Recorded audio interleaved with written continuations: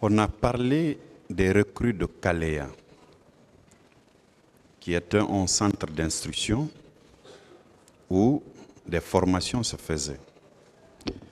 Que saviez-vous de ces recrues-là?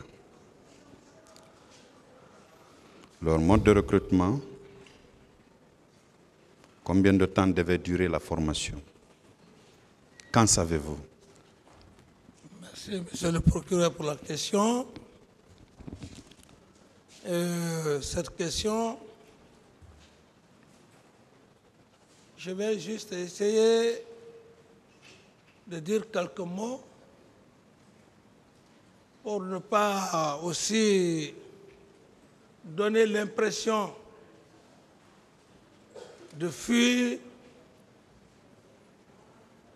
certaines réalités devant le tribunal pour ne pas permettre au président d'avoir une conviction. Sinon, c'est le journal Sekouba, Konaté, et d'ailleurs, je le dis, je réitère, par rapport aux recrues de Kalea, ce n'est pas le président qui fait le recrutement. Il y a un ministre de la Défense qui a charge de faire le recrutement. C'est comme un peu, peut-être ça va encore faire un peu rire les gens, c'est comme le ministre de la Justice. On dit ministre de la Justice, mais le ministre de la Justice n'est pas là, il a ses représentants ici. C'est un peu comme ça, monsieur le procureur. Le ministre de la Justice n'est pas là, mais il a ses représentants ici. Ce n'est pas lui qui fait le jugement, ce n'est pas lui qui dit faites ça, non. C'est typiquement par rapport à cette question, ce n'est pas le président qui s'en est occupé de ce recrutement. Le président Moussa Dadis Camara, à l'époque, a simplement dit au ministre de la Défense, si vous voulez faire un recrutement, faites au niveau de toutes les 4 régions naturelles. Donc ça veut dire que le ministre de la Défense nationale vous avait informé qu'il devait procéder à un recrutement au sein des forces armées guinéennes, n'est-ce pas? Parfait. C'est ça. On ne pouvait pas procéder à un recrutement sans pour autant que vous en étiez informé, surtout que vous étiez commandant en chef des forces armées guinéennes. Tout à fait normal, il faut être honnête. Bien. Le ministre de la Défense, s'il doit faire un recrutement, il tient à informer le président. Donc, le président lui donne le feu vert. Maintenant, la méthode ou la manière de recruter l'incombe. Le président dit les 4 régions. S'il a respecté, s'il ne l'a pas respecté, si vraiment sa présence va être là, il va vous dire comment il a recruté, comment il a procédé au recrutement des hommes de Kalea.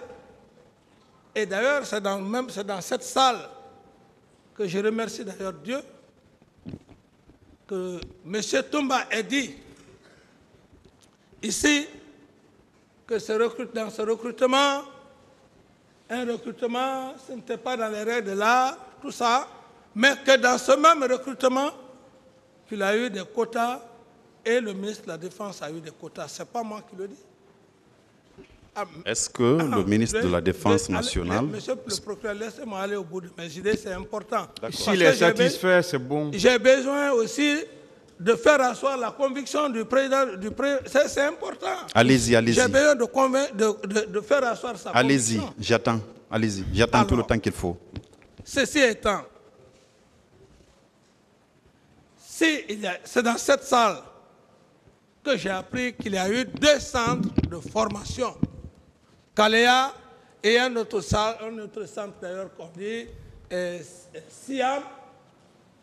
N'eût été ce jugement-là, je n'allais pas savoir qu'il avait le même recrutement a eu 2 centres de formation. Voyez-vous que c'est contradictoire, ambigu. Seul le ministre de la Défense peut éclairer votre lanterne. Comment il a fait le recrutement? Quelles sont les régions où il a fait le recrutement? Quels sont les centres? Il a interné les recrues. C'est seul le ministre de la Défense, monsieur le Président. D'autres questions?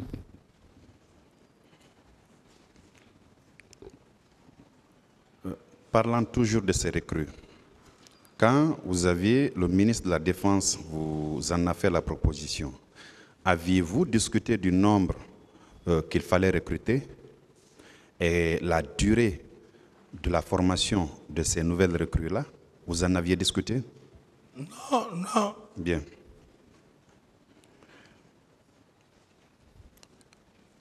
Est-ce que vous confirmez que ces recrues-là étaient au stade du 28 septembre, le 28 septembre 2009?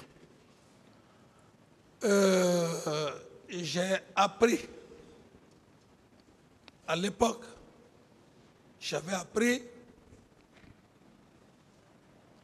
des informations, mais confirmé que les recrues de Kalea étaient au stade. Je ne peux pas confirmer parce que c'était des informations que moi j'avais appris. Mais ce qui s'est passé à Kalea, et monsieur le procureur, monsieur le président, vous pourrez même demander le directeur ou l'instructeur qui était à Kalea. Je ne lui ai jamais connu.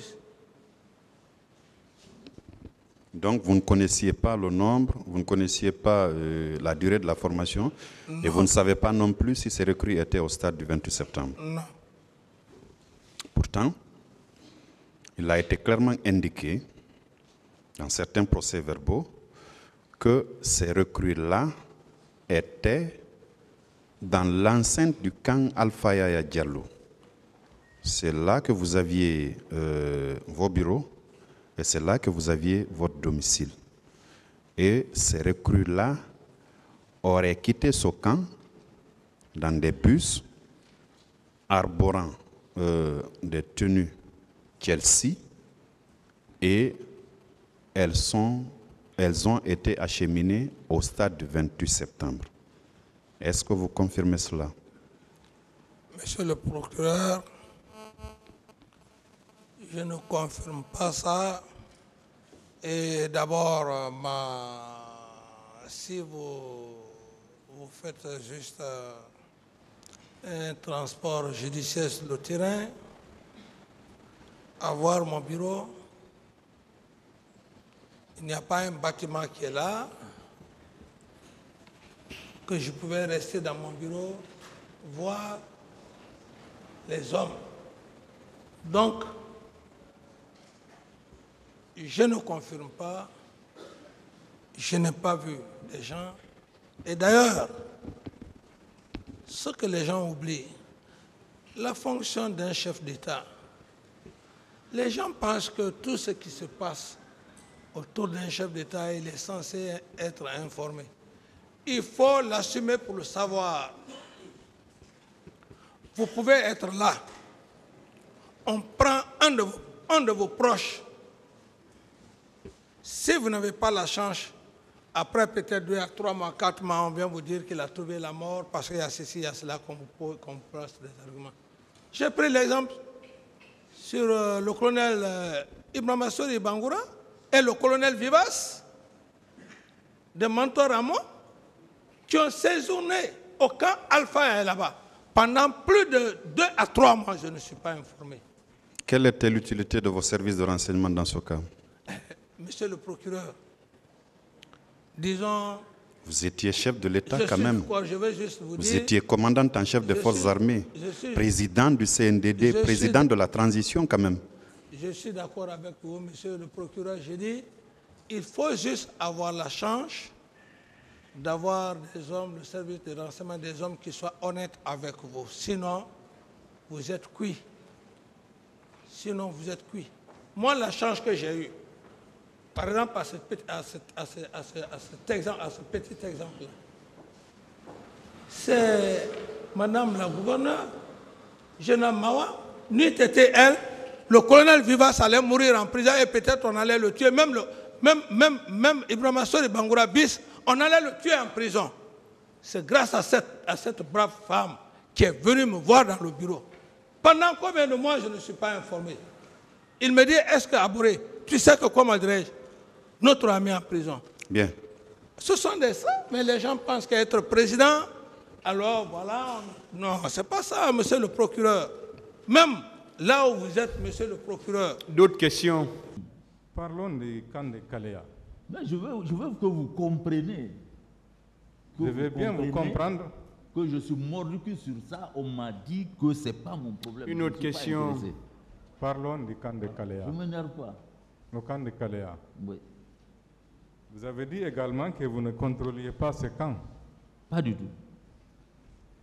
Néanmoins, vous avez déploré le fait que les Allah, vous avez dit ici, voulez venir à Conakry, on a voulu vous envoyer, mais finalement, ce n'est pas vous qui êtes parti. Vous avez déploré également le fait que la plupart de ces gens-là sont aujourd'hui dans l'armée guinéenne. N'est-ce pas? Bien. La plupart des gens de Kalea sont aujourd'hui enrôlés dans l'armée guinéenne. Effectivement, on peut contrôler. Alors que vous n'approuviez pas leur comportement, n'est-ce pas? Maître, ils ont reçu des formations, mais avant de sortir, moi, je n'étais plus en fonction. Ils ont reçu des formations, on les a affectés dans les unités, ils fonctionnent aujourd'hui normalement. La question que j'ai envie de vous... Ils sont dans tous les corps. La question que j'ai envie de vous poser. Oui. Si vous étiez aux affaires, et si leur enrôlement dépendait de vous, est-ce que vous alliez les enrôler? Si on me confiait, oui, comme on l'a fait... Si vous étiez toujours aux affaires, et si leur enrôlement dépendait de vous, est-ce que vous allez le faire? Leur enrôlement? Oui. Si ça dépendait de moi? Si ça pouvait dépendre de vous. C'est-à-dire, on me dit de recruter les gens pour la garde présidentielle. Non. C'est ce que vous voulez dire. Je ne parle pas. Vous dites qu'ils sont dans l'armée. Ils sont enrôlés dans l'armée. Oui. Est-ce que vous les auriez enrôlés? Je ne comprends pas très bien ce que vous voulez dire. Enrôler qui? Les gens de Kalea. Mais ils étaient déjà enrôlés. Vous avez dit que vous aviez quitté, vous n'étiez plus là-bas aux affaires. J'ai dit? Vous n'étiez plus aux affaires. Qu'est-ce que vous voulez savoir, maître? Parce que vous ne vous comprenez pas. Monsieur le Président, oui. Monsieur Sano a déploré le comportement des gens de Kalea, si j'ai bien compris. Il a également dit, malheureusement, ils sont presque tous dans l'armée aujourd'hui. Moi, je veux savoir, compte tenu de ça, de ce que vous avez exprimé, si c'est vous qui devriez les enrôler, est-ce que vous l'auriez fait? Les enrôler, c'est ce qu'il dit. Ils étaient déjà enrôlés. Qu'est-ce que vous voulez? Les enrôler comment? Quelqu'un qui est enrôlé, comment tu vas l'enrôler encore? Ils étaient déjà enrôlés, ils étaient dans le camp. Ils suivaient déjà une formation, ils étaient enrôlés. Qu'est-ce que vous voulez savoir maintenant? Ils étaient en formation, ils étaient au compte de la garde présidentielle. Mais selon vos explications, ils sont dans d'autres unités aujourd'hui. C'est ce que vous avez dit hier. N'est-ce pas? Maître. Oui. Vous voulez savoir, ils ont été mutés alors, c'est ça? Ok. On peut rester dans la garde présidentielle et on t'affecte dans une autre unité. C'est faisable.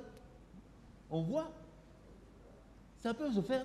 comme tu peux être ailleurs, si le chef apprécie, il veut que tu sois à côté de lui, il peut t'appeler et on te met à la garde présidentielle.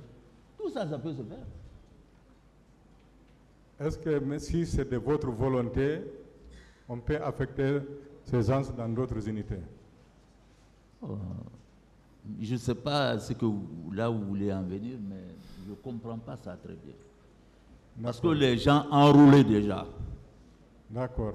Je parle de l'affectation. Ils n'ont fait que changer de lieu, de centre. Ils n'ont fait que changer de centre pour les éloigner de Conakry. C'est bon, nous passons à la question. Je ne sais pas ce que vous voulez savoir. Les événements qui ont eu lieu le 28 septembre, parce que ce jour, le ministre de la Défense était absent de Conakry. Est-ce que vous l'avez rendu compte? J'ai rendu compte, maître. Quelle était sa réaction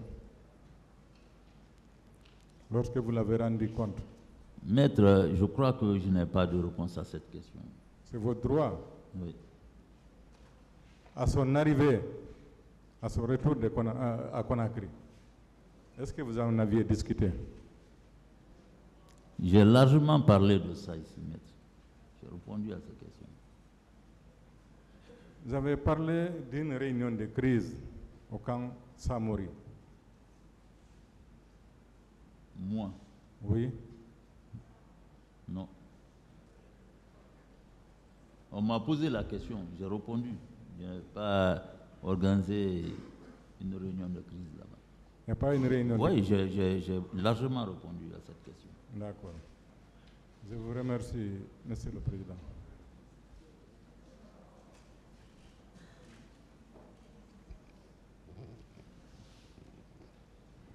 Je vous remercie, Monsieur le Président. Honorable assesseur. Mon général, bonjour. Bonjour, maître. J'ai deux petites questions à vous poser. Je suis un peu inquiet par rapport à la réponse d'une question qui a été posée par l'instructeur, à savoir quels sont les militaires qui se sont rendus dans l'enceinte du stade. Vous avez répondu en ces termes: je ne sais pas. Je tiens à souligner que les gendarmes et policiers qui étaient chargés du maintien d'ordre n'étaient pas dotés en munitions pour pouvoir tirer sur les gens là. La question est de savoir que des enquêtes doivent être menées pour connaître ceux qui ont tiré. Après, vous avez ajouté qu'il faut se poser la question de savoir quelle a été la destination, l'utilité des armes soustraites au commissariat de Dixie. Surtout, cette dernière réponse, l'utilité des armes soustraites. Est-ce que des armes avaient été effectivement soustraites au commissariat de Dixie? C'est la question? Oui. C'est les informations qu'on a reçues que quand ils ont cassé, ils ont pris des armes. Que des armes ont été prises? Que les armes ont été prises là-bas. C'est les informations qu'on a reçues. Bien. Est-ce que la quantité des armes enlevées pouvait-elle être utilisée pour faire ce massacre? C'est-à-dire la quantité des armes qui ont été enlevées. On vous avait dit le nombre de fusils enlevés? Non, on ne m'a pas dit le nombre, mais on m'a dit que les armes ont été prises là-bas. En votre qualité de chef d'état-major des armées, est-ce que vous estimez qu'une unité comme un commissariat pouvait-elle avoir une grande quantité de fusils? Maître, ce n'est pas parler pour parler, mais je veux que vous vous déplacez, vous partez dans les postes de police et de gendarmerie. Vous allez toujours trouver des armes. Ça n'a pas commencé aujourd'hui. Oui. Voilà. Je suis d'accord, c'est un corps paramilitaire. Mais est-ce que la quantité des armes, la quantité enlevée là-bas pouvait suffire pour les manifestants de s'entretuer et juste à arriver juste à 156 morts? Maître, je ne peux pas répondre à cette question parce que je n'ai pas travaillé là-bas. Je ne sais pas la quantité d'armes qui étaient là-bas. Mais si le commissaire est là, il peut dire la quantité d'armes qu'il détenait là-bas. Bien. OK. Et ma seconde question, vous avez donné une réponse à une autre question. Quand on vous a dit, lorsque vous avez appris qu'il y a des coups de feu, des blessés, des morts au stade, vous, en tant que chef d'État général, chef d'État-major général des armées, qu'avez-vous fait pour faire cesser ces crimes? Vous avez répondu, nous avons envoyé des services de maintien d'ordre sur le terrain pour protéger les manifestants. Malheureusement, ceux-ci ont été débordés et ce que nous n'avions pas souhaité est arrivé. C'est regrettable surtout qu'il s'agit de nos compatriotes. Ce qui a été fait l'a été malgré nous. Bien, pour pouvoir protéger les manifestants, est-ce que faudrait-il demander aux forces de sécurité de se munir des armes réelles, de se munir des PMAK pour venir sécuriser les manifestants? Pourquoi sont-ils venus armés au stade? Qui? Les forces de l'ordre. Maître, tout le monde connaît que c'est leur mission. S'ils sont venus avec des armes à feu, moi je ne connais pas. Moi je connais qu'ils ont des armes conventionnelles pour le maintien d'ordre. Moi je n'étais pas au stade.